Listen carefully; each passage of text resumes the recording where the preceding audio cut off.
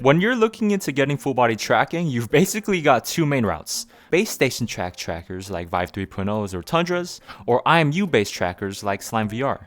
Base station setups generally give you the most accurate tracking and are the easiest to get working out of the box, but they're also the priciest option, running your wallet $450 for 3, plus another $300 if you don't already own base stations. IMUs, on the other hand, are the best for a budget-friendly route, with different brands typically offering a variety of options for you to choose from, but the trade-off is typically a more tedious setup process and tracking quality. They're not on the same level as base station trackers, and you'll have to deal with the occasional drift, which means recalibrating from time to time.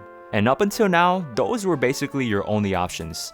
But that changes now. In this video, I'm going to be showing you a new set of full body trackers that promises a next generation, drift-free, occlusion-free tracking solution. One that appears to deliver base station level accuracy without actually needing them.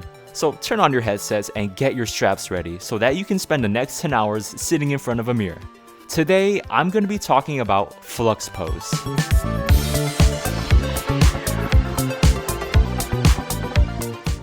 So quick disclaimer, FluxPose is not yet released, and what I'm going to be looking at today is a beta kit. So this isn't really like a full-fledged review, but more so of like a preview of what you might be able to expect from FluxPose in the future. Also, this kit was sent to me completely free of charge by the creators. But I'm not getting paid to talk about these, and I'm not even under any obligation to even make this video. That paid promotion disclaimer at the beginning of the video is because of the last thing you want happening when you're e-cuddling is your headset running out of battery. So consider checking out Quay Design's new P5000 power bank. It comes with two 5000 mAh batteries with two magnetic charging docks, so you can use one of them to power your headset while the other one charges on the dock. The docks and batteries all support 20-watt fast charging as well, so you can essentially have unlimited playtime. And when the first battery runs out, just swap it out for the second one. The hook and loop straps allow for total flexibility when you're attaching it to your headset, but you're probably going to want to put it on top anyway. You can also just attach this thing anywhere, it doesn't have to be your headset.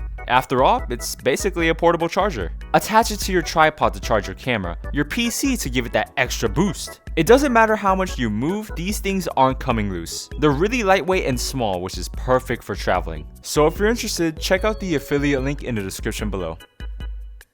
So this is FluxPose, a new full body tracking system that's built around three things: the dock, the beacon, and finally the trackers. The dock that comes with FluxPose as well is a dock, but this one is actually pretty cool. For one, it has a capacitive touch sensor in the middle. If you press it once, you'll see the battery life on the trackers. If you press it again, you'll see where each one is assigned to. And if you hold it, you could turn off the screens and LEDs. And whenever you put the trackers to charge, it will light up on the side you put it on. Not only does it charge your trackers, which are magnetic by the way, so no cables, it also acts as a dongle that receives the tracking data from your trackers and sends it over to your PC. So unless this is what the back of your PC looks like, you're not going to have to worry about running out of any USB ports. Instead of relying on Bluetooth or Wi-Fi, FluxPose uses a fully custom protocol running over Nordic's 2.4 GHz proprietary radio. For those of you who don't know, Nordic is a pretty major player in the low-power wireless tech space, and their 2.4 GHz radios are designed for fast and reliable real-time data. So FluxPose uses that radio to stream tracking information with the goals of having very low latency, without wasting any bandwidth on any unnecessary wireless data, which is why you really only need the dock, or a single dongle. FluxPose says that a single dock can handle around 8 to 10 trackers streaming at 150Hz each without adding any noticeable delay. And if you're looking to get some even more bandwidth or want to get some cleaner performance from your trackers, you can just plug in more dongles. The system will automatically split the traffic amongst all of them, which is really neat. Next up, we have the beacon. So FluxPose isn't an IMU based tracker like Slime VR. It uses an electromagnetic field absolute tracking system, which puts it more in line with Vive and Tundra trackers in how it behaves. It still uses some IMU sensors internally with accelerometers and gyroscopes, just like most trackers, but those are mainly for smoothing and responsiveness. The EMF system is the core of the tracking. That's where FluxPose gets its real positional data. FluxPose fuses both systems together to create its overall tracking experience.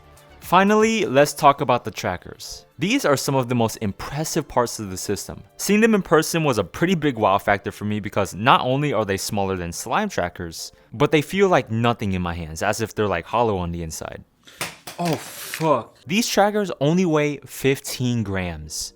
Another big benefit with FluxPose is that it is an occlusion-free tracking system, so less wires and less clutter, which is always good. You don't have to worry about wearing baggy clothes, and you can snuggle up with your favorite blanket without having to worry. If everything goes well with FluxPose's launch, this could be the best tracker for e-cuddling.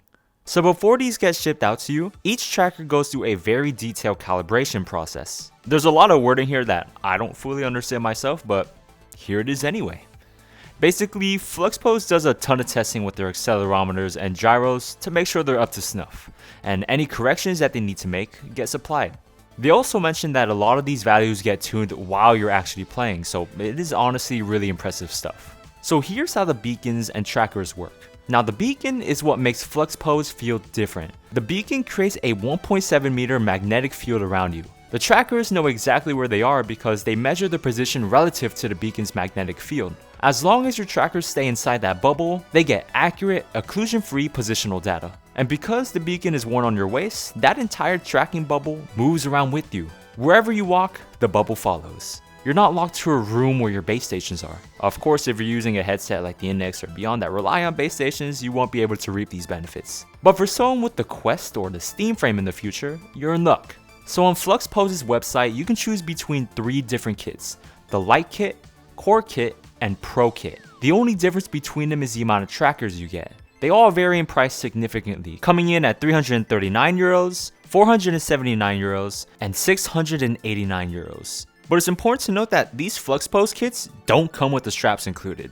Those you have to purchase separately, and in the add-on list, there's a bunch of different options to choose from. If you already have existing straps like from EOZ or something, they also offer 1/4-inch adapters to use, which I think I'd probably want to do for my feet straps. The EOZ ones are just super nice. One of the Beat Saber sticks that was sent to me actually does have 1/4-inch threading, which is perfect if you want to do something like this. Okay, so the part where it says it's affordable might be a little bit of a stretch, but all things considered, FluxPose is more expensive than the true budget options, but still just slightly cheaper than the most expensive full body tracking setups out there, depending on your circumstances and which kit you decide to purchase. To be fair though, FluxPose gives you a lot more points of tracking. For example, if you wanted elbow tracking and you bought the Lite kit, you'd spend an extra $176 for 2 additional trackers. Compare that to Vive trackers, which are $149 each, and you can see how fast the cost adds up.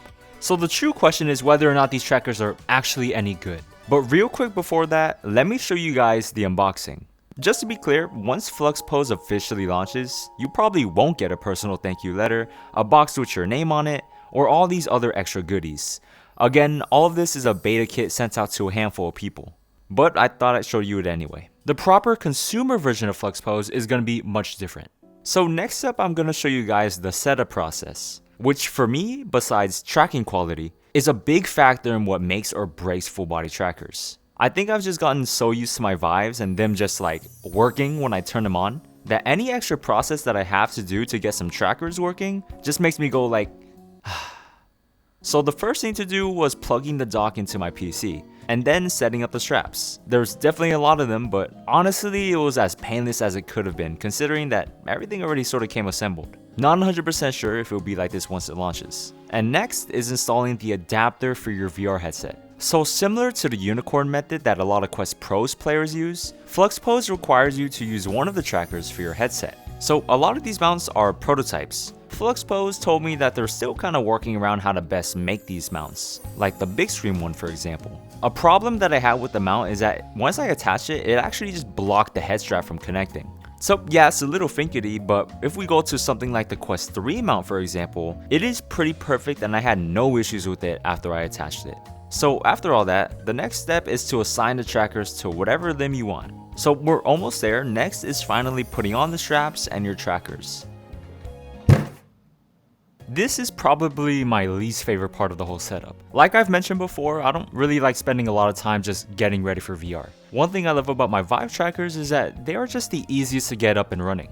I always leave them on the strap, so whenever I'm ready to play, I could just throw everything on and go. FluxPose obviously isn't that quick, but it's also not confusing. Each tracker has a screen that tells you exactly which limb it's assigned to, which is super helpful and it makes the process way easier. My only real gripe with the straps is that I do wish that they were labeled. It takes a bit for me to remember which strap is which since they all kind of look the same. And yeah, I know technically you could just tell the straps apart by its length, but when I'm trying to get into VR quickly, I'd rather not have to stop and think about it at all. Having them labeled would just make the process faster and more idiot-proof for someone like me. The straps themselves are decent. They're made of nylon and velcro with the rubber lining that helps grip onto your clothes. And the trackers sit inside this little notch with a magnet to help keep everything in place. I tried my best to get these things to fly off and I had no luck. That said, the straps I sent aren't the final version. The ones that are shipping when FluxPose officially launches will be different, using a magnetic buckle to attach itself. By the way, the photo I'm showing is also not the final product, it's just a mock-up as some of you Quay viewers might have noticed. So here's a more in-depth look at the software. Starting with the homepage, this is where you're going to be managing all your trackers. You could assign them, locate them, check their status, and basically do all of the core setup stuff here. Tracking preview is pretty self-explanatory, it just lets you see your trackers in action in real time. Device details is where you can really get into the nitty-gritty of each tracker. Dev commands is, as the name suggests, probably for the developers to mess around with the lower level stuff. So most users probably won't need to touch this. Support is currently empty. Update manager is where you update both the software and trackers whenever new updates roll out. And finally, settings is where you'll handle things like Steam VR, OSC output, tracker behavior, and other system level options. So the main thing I was really doing here was editing the tracking profile. So you've got two main tracking modes, 6DOF raw and 6DOF plus IK feet. In the first mode, all of the trackers just do what FluxPose normally does, using EMF data to note the position and rotation in space. In this mode, only the feet trackers switch behavior. They still use EMF, but they also reference a leg model you set up only once. It only takes a minute and it makes foot tracking way more resistant to metal floors or interference. The downside is that you're going to need an extra set of lower leg trackers, which you won't get if you only pick up the Lite kit. And honestly, FluxPose says that this mode is mostly obsolete now. Their newer metal distortion correction system makes raw 6DOF reliable enough that you probably won't even need to use it. Before we get any further, I want to set some expectations. People that are currently testing FluxPose and are doing showcases on it are doing so in different environments with different setups, so the results you can see vary from video to video.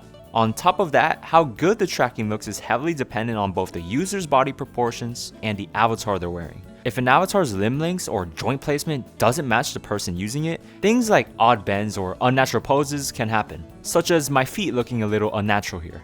That isn't specific to FluxPose. You'd see that same behavior with any full body tracking system. Realistically, most people aren't going to be sticking to just one avatar, are probably going to have a hard time finding one that matches their body, and probably don't want to go through the effort of creating one from scratch. So keep that in mind as you watch. What you're seeing here is FluxPose running in my environment with my setup on my body using a bunch of random avatars. So there's a couple things that really affect how good your tracking is with FluxPose: metal interference, and how the headset tracker is mounted. Since FluxPose uses magnetic fields, large amounts of metal can distort the tracking and cause jittering or drifting. For most people, they're probably not in this scenario, unless you live in an apartment with rebar-filled floors or somewhere like this. And this is what it looks like inside of my apartment. The original solution to this was 6DOF plus IK feet, but now they've introduced MDC, which compensates for that interference directly. It works surprisingly well. It honestly works like magic. When it comes to calibration, or really the lack thereof, a big part of that comes down to the headset mounted tracker. FluxPose knows the exact physical offset between the tracker mounted on your headset and the headset's actual tracking origin. Because of that, it can automatically line up FluxPose's tracking space with Steam VR's tracking space without you having to manually calibrate anything. It basically just snaps itself into place. But that only works properly if the headset tracker is mounted exactly where FluxPose designed it to be. If it's shifted, angled a little wrong, or mounted in a different spot, you'll start seeing some offsets, like trackers not lining up where they should be, or things feeling just slightly off. When I first attached the mount for my Beyond, I did so incorrectly, and I noticed in game that all of the trackers were kind of offset from my body. I didn't get any video footage of this, but I do have this drawing I made. After some help from the devs, I reattached the mount again and the issue just disappeared. With how FluxPose is at the moment, it's really important that you mount these things as close as you can to the instructions. If you do want to design your own mount, have your tracker in a different position, or have a VR headset that isn't supported yet, you can totally do this. You'll just need to calculate the offset yourself using a tool that they provide. Once that's done, you can save that calibration and even share it with others. So if someone uses the same mount, it basically becomes plug and play for them. In the tracking profile, you can also change the power mode. Low power gives you 24 hours of use, normal will give you 12, and performance mode drops it to 6. In low power mode, the beacon changes several internal settings to stretch out its battery life. Normal sits in the middle, and performance mode cranks things up. Now the trackers themselves are mostly unaffected by this, it's mostly the beacon. Across all these modes, their battery life stays pretty consistent, with the one exception being low power, where a few settings are adjusted so that they can last that full 24 hours. In performance mode specifically, FluxPose increases the magnetic update rate of the system. Sounds kind of like a polling rate you would get on your keyboard and mice. This helps it keep up with very fast movements like quick footwork or controller tracking at the cost of battery life. It's honestly hard for me to clearly show the difference in tracking quality between these modes. I'm not too much of a dancer, but I am pretty good at jumping jacks.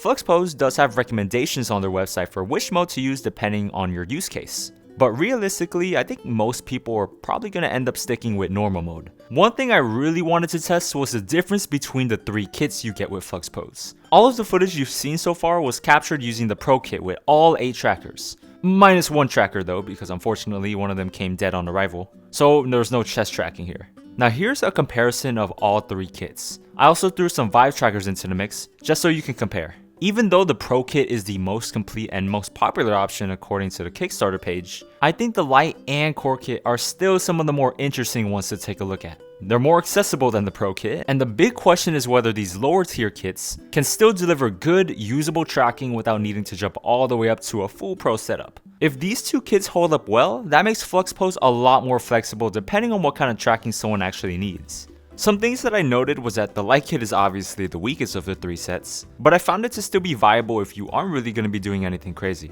And this kind of seems like a no-brainer to me now, but when I think about it, the Core kit and the Pro kit are essentially going to give you the exact same performance. The only difference is whether you're going to use the extra trackers for your elbows or legs, which I personally want to put it on my legs. Compared to my Vive 3.0s, there is a noticeable jitter with FluxPose, especially with, I guess, more intense movement. So the testing I did was with essentially no changes to any settings in the FluxPose software and VRChat. I wanted to see if there was anything I could change to sort of fix this, or if this is just how FluxPose is. With some help from the Discord server, I changed this one setting to 20 and changed the tracker prediction setting in VRChat to 50%. And well, I really can't tell the difference too much. And if anything, I think I had more luck with it at 0%. At this point, I was thinking a lot of things, like are my apartment floors really messing things up this much? Is it my setup? Did I just get a bad set of trackers? Because there was a lot of moments that I had during testing where it looked great, and then other moments where it looked like it could use some improvement. But more on my thoughts later. Also, just saying this now, the foot straps are a little uncomfortable for me. I was constantly aware of them whenever I used it, and I wish it was a little bit wider. I just kind of like it that way. This is another test I was really curious about. Using FluxPose with a standalone Quest. I know you guys are out there, so leave a comment, say hi. But unfortunately, OCS support is not finished yet. It will, however, be available at launch, so you're just gonna have to wait for that. Whether FluxPose is something you should seriously consider really depends on you and your situation. But before I answer anything like, oh, should I buy FluxPose? I want to be very clear again that this is beta hardware I'm showing you, not a finished consumer product. FluxPose only recently launched their Kickstarter and absolutely smashed their funding goal within minutes. That said, there's still a long road ahead. The current estimated release window is October 2026. And between now and then, a lot is still happening behind the scenes. And if you want to see more, make sure you subscribe. Right now, the units you're seeing here are beta prototypes. They were 3D printed and assembled in-house over in Spain. Over the next year and a half, FluxPose plans to transition into full-scale manufacturing using injection molding, which, even though these things are already pretty solid, should massively improve build quality, durability, and overall fit and finish compared to these beta units. They're also planning multiple hardware revisions, including improvements to battery life, before locking in a final production design. On top of that, they still need to complete regulatory certifications for different regions around the world, things like FCC, CE, and other wireless compliance testing, which is a long and expensive process. I've seen it happen before. Before mass production starts, they're also planning a smaller production level beta to make sure everything works as intended. Only after that do they move into final assembly, calibration, and shipping. So when we talk about whether FluxPose is worth it, it's less about where the product is today and more about whether you believe in where it's heading. To make that make a little more sense, FluxPose shared the spec sheet with me showing exactly what's different between these beta units and what they're targeting for the launch hardware. On the battery side, both the trackers and the beacon are getting bumps. The trackers are expected to go from around 20 hours of use, I thought it was 24 originally, but they say it's around like 20, to its advertised 24 hours. And the beacon also sees some improvements across every power mode. Charging is also going to get faster. Right now, a full charge takes around 2.5 hours. On the production units, that's expected to drop around an hour and a half. The dock itself is also getting upgraded with an additional USB port that supports fast charging, which should make managing everything a lot more convenient. Now here's the important part, on the tracking side, the system is becoming a lot more flexible. The update rate is moving from a fixed 100Hz to a configurable range anywhere between 50 and 300Hz, depending on what you need to prioritize, battery life or responsiveness. And finally, the IMU sensors themselves may be getting higher operating ranges. That should help the system better handle fast or aggressive movements, things like quick kicks, jumps, or whatever you might do. So although what I'm showing here already works surprisingly well, the launch hardware should be even better depending on how you use it. I genuinely enjoyed my time with FluxPose, and it feels impressively polished considering where it is right now in development. And while I don't see it fully replacing my Vive trackers due to my own setup and use case, I can absolutely see where FluxPose fits into the current full body tracking landscape, especially with things like the Steam frame on the way. Even if it's not a full replacement for everyone, FluxPose feels like a real step forward for full body tracking, and I'm really excited to see where it goes. I'd really recommend not just watching my video on FluxPose, but also checking out other showcases on their Discord server. People are very active on there, and pretty much any question you have about FluxPose has probably already been answered or can be. Special thanks to my Patreons for sticking around with me. Seriously, thank you guys so much. And by the way, my birthday's coming up. I'm a low-key go to the city to celebrate, but I'm also going to be celebrating it in VR chat, and I want to see all of you guys there. All of the info can be found on my Discord server, so please join there and please check out the events. I hope you guys can make it. Anyway guys, that's it for this video. I hope you enjoyed my first video of 2026. It's going to be a big year for me, so please stay tuned. Thanks for watching, and I'll see you on the next one.